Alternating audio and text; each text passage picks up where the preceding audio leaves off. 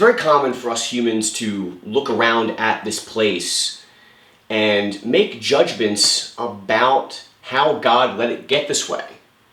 So like, we take a look at our environment that is full of pollution, or our lands that are they're barren and infertile.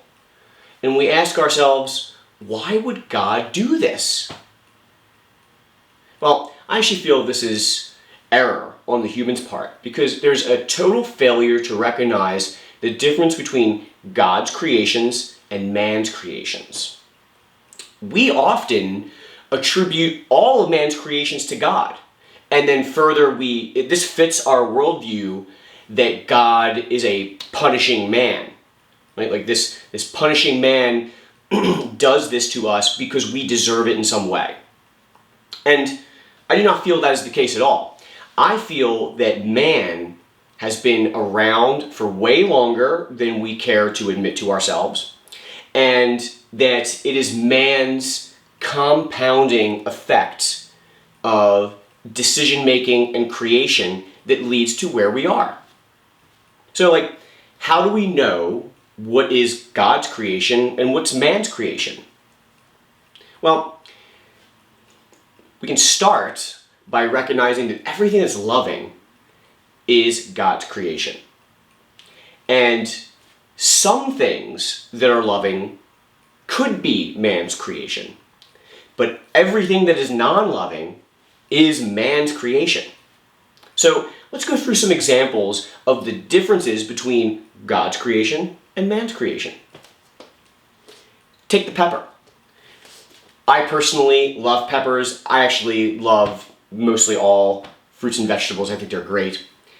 One thing you understand about plant life is that man can interact with plant life to crossbreed and hybridize, which I believe are potentially loving ways to create. I'm not talking about genetically modified organisms here. I'm talking about this variety of apple breeds with this variety of apple to get a whole new kind of apple. So, in the case of the pepper, God creates the pepper, no doubt.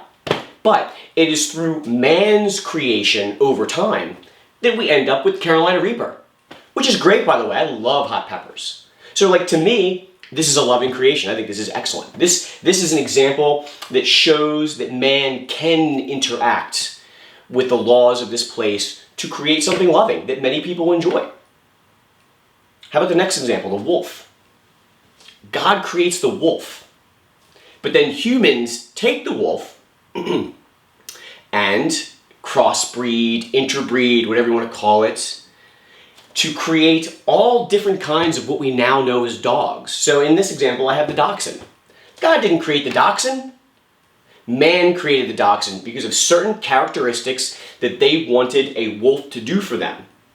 In the case of the dachshund, that is a German-bred dog that has a long but very compact body with little tiny legs. And the purpose for this particular breeding was so that the dog could go into holes and hunt badgers and other small critters. Okay? So like, God didn't create the dachshund. God created the wolf. Man created the dachshund. How about the earth? Yeah. God creates the earth. Man creates countries. Countries are political entities with imaginary borders that separate groups of people for various purposes and reasons. God did not create any country.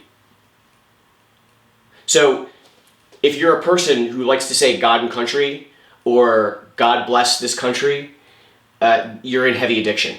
God does not interact with man on man's terms. God interacts with man on God's terms, okay? God doesn't care about what country you live in. God does not favor countries. God doesn't even view this place like that. That's a man's view of this place. So God creates the earth, man creates the countries. God creates communication, the ability to interact with another person or entity and have them understand you. God created that concept. And God created the ability for us to make noises, to vocalize, and God created the ability for our bodies to send telepathic, energetic communication. So there's something like telepathy exists. God created that. God didn't create language. Like the English language, God did not create the English language.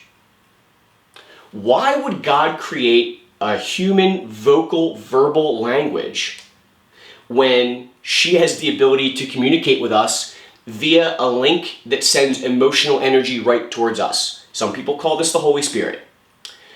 I'm not saying that the Holy Spirit is God. I'm saying that what many people refer to as the Holy Spirit is actually a built-in link, direct link from each of us to the Creator being, so that the Creator being can communicate emotions, which totally supersede language, right?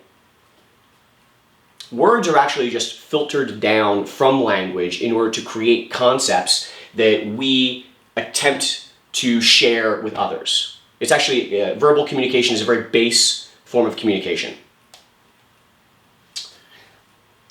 God created the dimensional framework that holds this place together. The earth and the spirit world are held together by law, much like gravity is a law, okay, that God created in a loving way. Right? Like gravity's loving because, well, if there's no gravity, we'd fly off into space.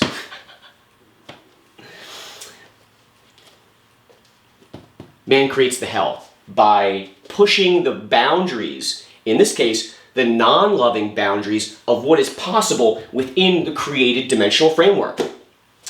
God created humans in a perfect state, although they have the free will not to interact with the Creator, but it is through man's degradation that man creates the lower dimensionalities. Okay? So the lower vibratory states associated with lower levels of being are totally the result of man's creation. God creates the human soul. And man creates ethnicity. As I mentioned before, your parents, through the act of intercourse, create your physical and your spirit body. So that means God did actually not create your body. God did not create my body. God created the framework through which our bodies could be created via law that our parents engage in. Okay? So like our genetics are actually, in my view, they're actually crystallized emotions. And it is part of our role to deconstruct all that in an attempt to put ourselves in the pristine state that the Creator designed us to be in. So yes, I'm suggesting that, we go to the spirit world, and when we go to the spirit world, there's way more work to be done in the spirit world to eventually the point where, if you want to, you can choose to reunite with the other half of yourself and become a complete soul-based entity and no longer have a spirit body either. But that's a little far out there for now, but it is interesting to get your imagination going, to get you to conceptualize what that would be like. Think about your greatest, most pleasurable sexual experience that you've ever had, and then imagine that happening all the time. To me, that's probably what merging with the other half of yourself as a complete soul would probably feel like. I can't confirm that yet, but I'm using my imagination to project into the future potentials of what could be based upon the principles that I already know that exist. So, it's really important to recognize, I'm going to do a video on racism in the future, but, when you look at yourself in the mirror, The physical attributes and aspects of yourself, God didn't create that. It's all human creation. It's actually quite similar to how humans breed dogs, right? Because what is a country or a culture but just like a large amount of people living in a small or some region or area that just interbreed with each other over and over and over again. Yep. It's interbreeding. And is it really that hard to believe? Because again, like, humans do it with dogs, so why wouldn't we recognize that humans do it to ourselves as well?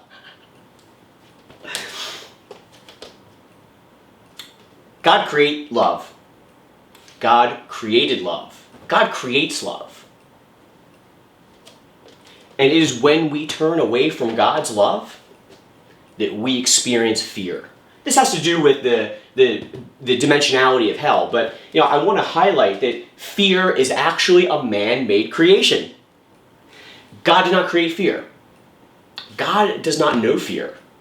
God does not experience fear. Although God has compassion for her children because we experience fear, but we must recognize that because God didn't create fear, God's not going to take our fear away from us, okay? Because this is a creation of man. So again, if we want to take responsibility for ourselves and grow in love and further our development with our relationship with the Creator, we need to be able to recognize what's man's creation and what's God's creation in order to be able to start working through things. My recommendation for you is, again, ask God what God created. Ask God, God, did you create America? God, did you create white people? Did God create black people? Or are they man's creations? This is going to be challenging because essentially what I'm laying out here is you're going to have to, you don't have to do anything. If you want to grow in love, you will confront every identity about yourself that is human constructed, including your own ethnicity. Good luck. Love and peace.